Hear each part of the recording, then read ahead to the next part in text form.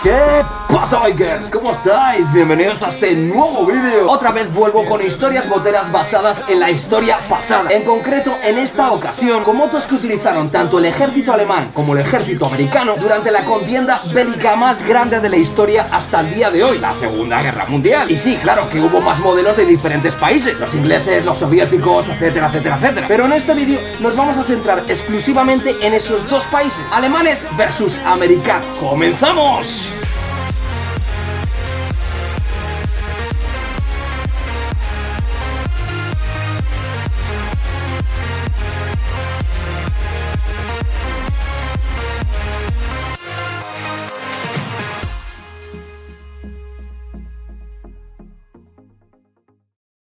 Bueno, bikers, cuando hablamos de vehículos de guerra, lo primero que se nos viene a la cabeza son las típicas camionetas o los típicos jeeps. Pero tenemos que pensar que las motocicletas, en este caso, también tuvieron un papel muy importante en las contiendas bélicas, sobre todo en la Segunda Guerra Mundial. Los diferentes ejércitos de los diferentes países involucrados en dicha guerra pidieron a las grandes marcas fabricantes de motos de aquella época, sobre todo europeas y americanas, que fabricasen motocicletas destinadas a fines única y exclusivamente militares. Y es que, a ver, he recalcado europeas y americanas porque aunque a día de hoy Japón puede que se lleve la palma en cuanto a fabricación de motocicletas, pues grandes fabricantes como pueden ser Yamaha o Suzuki por aquel entonces se dedicaban a fabricar pianos y telares respectivamente. Y que por cierto os dejo por aquí arriba un par de vídeos de los orígenes de las diferentes marcas, de cómo surgieron o cómo cambiaron de fabricar tal cosa a fabricar lo que hoy en día fabrican, motocicletas. Echadle un ojo porque la verdad que es bastante interesante y veréis que todo tiene su porqué. El caso es que, bueno, tras terminar la Primera Guerra Mundial con la derrota de Alemania, mediante el Tratado de Versalles, los vencedores decidieron obligar a limitar el tamaño del ejército alemán, tanto lo personal como de armamento. Aunque años más tarde Hitler se lo pasaría por el forro de los...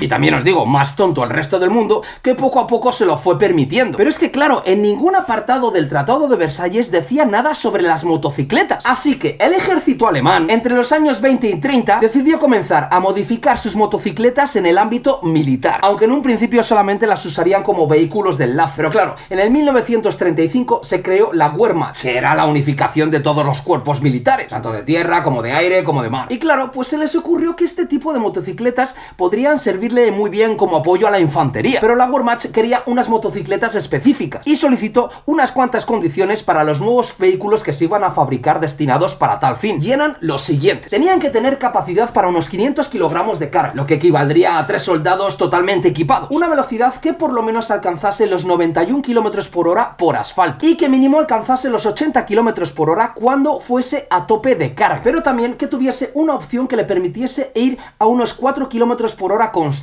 para cuando tuviesen que ir de acompañamiento con la infantería. Las ruedas deberían ser de radios para usar en terrenos de tierra y debería de tener suficiente potencia como para poder, pues, vadear ríos, subir pendientes muy pronunciadas y meterse por todo tipo de terrenos complicados que se podrían encontrar en cualquier situación de la guerra. Así que les exigieron que tendrían que hacer motores desde los 125 centímetros cúbicos hasta unos 800 centímetros cúbicos. Y claro, ya pensando en el invierno, las motos deberían de tener una distancia mínima al suelo de 15 centímetros, con 7 centímetros de distancia entre el guardabarros y la rueda, porque su intención era la de poner cadenas en caso de que fuese necesario. A raíz de estas exigencias, pues los dos grandes fabricantes alemanes se pusieron manos a la obra. Por un lado estaba el fabricante Zunda, que se dedicaba a la fabricación de detonadores, pero claro, tras la derrota de Alemania en la Primera Guerra Mundial, pues...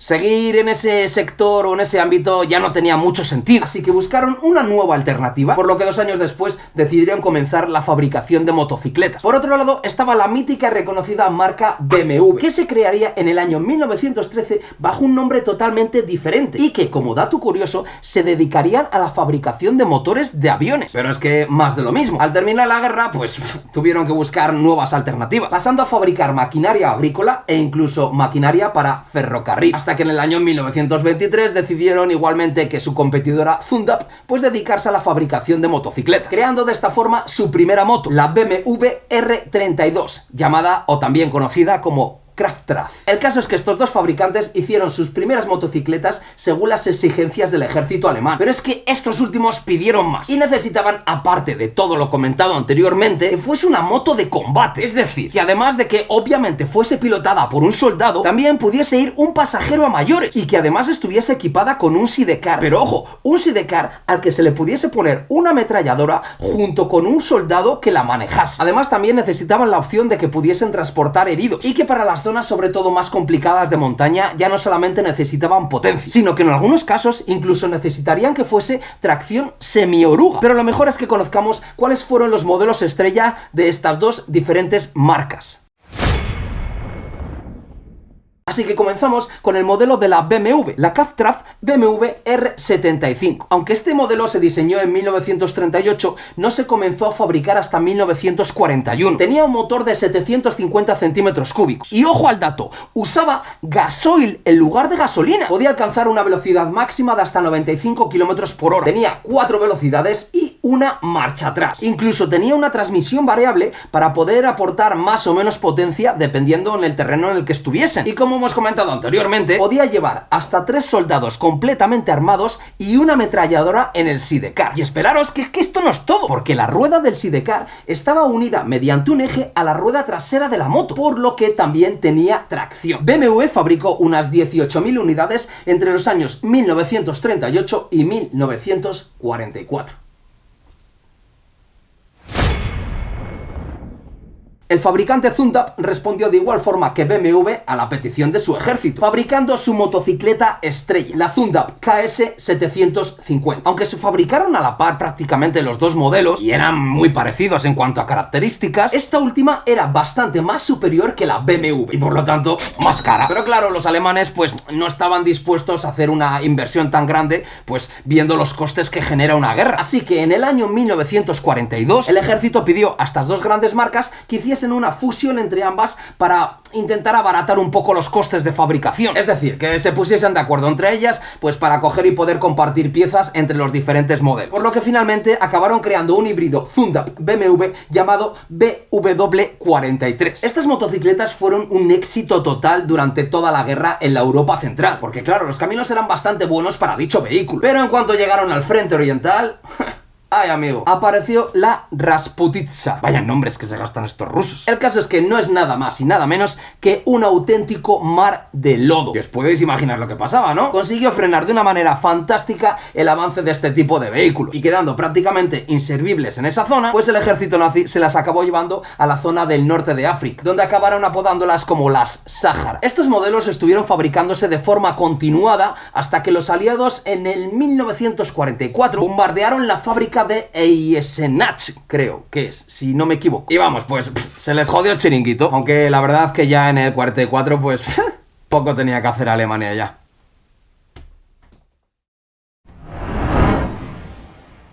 Pasamos al otro lado del charco, bikers, y nos vamos pues hasta los Estados Unidos de América. Los americanos no entraron en la Segunda Guerra Mundial hasta el ataque por parte de los japoneses a Pearl Harbor, aunque ya sabían que tarde o temprano les iba a tocar entrar en la contienda que nació en Europa, así que ya llevaban años preparando sus vehículos de 2 ruedas exclusivamente para el uso militar, y sobre todo después de ver cómo los alemanes bombardearon y destruyeron la fábrica de Triumph en Inglaterra. Su fabricante de motos, pues la mítica marca americana Harley Davidson, la cual entregó al ejército americano nada más y nada menos que hasta 88.000 unidades de su mítico modelo WLA. Y es que hay que destacar que durante los últimos años de guerra, Harley Davidson dejó de fabricar modelos para civiles, tuviendo incluso que llegar a contratar a 500 trabajadores en turnos de 24 horas para la fabricación de motos exclusivamente destinadas al uso militar. Y claro, al igual que el ejército alemán, también pusieron unas condiciones sobre la mesa para la fabricación de dichas motocicletas, y muchas de esas exigencias basándose en la fabricación de la de sus enemigos, los alemanes. Porque si no consigues hacerlo tú mismo, pide ayuda o copia. Y eso es lo que hicieron. Copiar. La primera de las condiciones fue que nada de spam, es decir, la marca no podía figurar por ningún lado de la motocicleta, y más tarde veréis por qué. Necesitarían ruedas de mayor tamaño, y aparte que tuviesen radios, un protector para el cárter, doble piloto trasero, el faro delantero debería de ir bajo, y además debería regularse en intensidad, pues para evitar ser descubierto por el enemigo. Y algo que me sorprendió mucho es que el acelerador debería estar en la mano izquierda, y os preguntaréis que ¿para qué? Pues bueno, pues para disparar con la derecha, saludar estornudar o manejar documentos sin necesidad de dejar de acelerar. Durante todos los años de fabricación se fueron creando mejoras exigidas por el ejército americano, pero con quien realmente eran exigentes eran con sus propios soldados, con las personas que iban a conducir o pilotar esas motos, pues les hacían entrenar al más puro estilo off-road o enduro o hard enduro, subiendo y bajando pendientes de considerable inclinación, vadeando todo tipo de riachuelos, y les ponían todo tipo de trabas que pudiesen encontrarse en mitad de un reconocimiento a campo a través, ya que pues las carreteras principales estarían vigiladas por el enemigo. Así que uno de los entrenamientos que les obligaban a hacer con sus motos era el de ir a unos 40 km por hora, detener la moto rápidamente, tumbarla en el suelo y tras protegerse detrás de ella, abrir fuego con su ametralladora Thompson. Y claro, todo esto en menos de 3 segundos. ¡Ojo, eh! Como reconocimiento a la marca por su aportación al ejército de los Estados Unidos, el día 12 de mayo de 1943, estos últimos les concedieron el premio E, conocido como el premio a la producción o algo así. Y es que, bikers, para terminar, os preguntaréis que ¿qué pasa con Indian, no? Otra de las grandes marcas de motocicletas americanas. Pues la verdad que no tuvo tanta relevancia o tanto protagonismo en el ejército americano como podría tenerlo Harley Davidson. Porque es que resulta que durante la Primera Guerra Mundial, Indian tuvo que malvender todas sus existencias al ejército americano, por lo que se acabó quedando sin género y acabó casi en la quiebra, manteniéndose como pudo y saliendo a flote nuevamente mientras vendía piezas por ahí sobrantes. La marca Indian siguió recuperándose hasta en el momento en el que llegó un gran pedido del ejército francés, de nada más y nada menos que 2.200 Indian Chief, con sidecar, eso sí, incluido de fabricación. Pero claro, uno de los tantos buques americanos que hundieron los submarinos alemanes era el que llevaba dicha mercancía, la cual nunca llegó a las costas francesas. Finalmente, en 1938, el ejército americano les ofrece un contrato en conjunto con su mayor competidora, Harley Davidson, en el cual ofrecen su modelo 640, que además de cumplir con todas las especificaciones que exigía el ejército americano, a mayores instauraron algunas pedidas por el ejército francés. A simple vista era imposible diferenciar una Harley de una Indian. ¿Y por qué? Pues porque los dos prototipos estaban pintados de verde oliva. Y recordemos, el ejército americano no quería nada de spam, así que ninguno de los dos modelos aparecía la marca del fabricante. La 640 de Indian era una moto, no sé, pues como aceptable, pero era algo lenta. Así que Indian se puso las pilas y sacó su modelo 740, estéticamente idéntica, pero con un motor que la hacía bastante más rápida. Y a pesar de ese pequeño o gran bajón que tuvo durante la Primera Guerra Mundial, consiguió resurgir de sus cenizas y acabar fabricando nada más y nada menos que 44.000 unidades para el ejército americano. Entonces, bikers, la guerra en Europa acaba llegando a su fin, quedando motos sin llegar a haberse usado tanto de Harley Davidson como de Indian. Incluso algunas de ellas sobrevivieron a la guerra en bastantes buenas condiciones, por lo que decidieron modificar todos los excedentes que tenían las dos grandes marcas para su uso civil, vendiéndolas prácticamente pues a precio de coste, por lo que muchos exmilitares o excombatientes, pues al terminar la guerra, adquirieron una por ser bastante asequibles y comenzaron a formar los primeros motorclubs, los cuales algunos de ellos acabarían por convertirse en bandas moteras, por lo que aprovecho nuevamente y os dejo por aquí arriba un vídeo donde hablamos sobre todas estas bandas moteras calificadas como el 1%. Bueno, bikers, pues esto os cuento hoy, nuevamente juntando dos de mis grandes pasiones, la historia y las motos. Pues es que la verdad me gusta mucho este híbrido que estoy creando, ¿no? Ya que mato dos pájaros de un tiro. Por un lado, os entretengo, pero por otro lado, pues también me entretengo yo, porque la verdad pues que aprendo un montón mientras preparo esta clase de vídeos. Y como ya os comenté en otro de los vídeos anteriores, pues si os gusta este formato, pues yo qué sé, lo dejéis en los comentarios. Aparte, claro, pues de dejarnos un buen like. Pero estaría guay que sí, pues también nos dejaseis en los comentarios pues sobre qué os gustaría que hablásemos o que preparase algún vídeo en el futuro, sobre alguna cosa nueva que no me hayáis dicho ya, que todo lo que me decís lo voy apuntando y según voy teniendo tiempo o voy teniendo oportunidad, porque algunos temas son muy complicados, los voy intentando sacar. Así que bueno, bikers, también nos podéis seguir en nuestras redes sociales y lo más importante, familia, compartid esta clase de vídeos y sobre todo suscribiros al canal para no perderos nada de lo que venga en el futuro, porque ya nos vemos, familia, en el próximo vídeo. Adiós.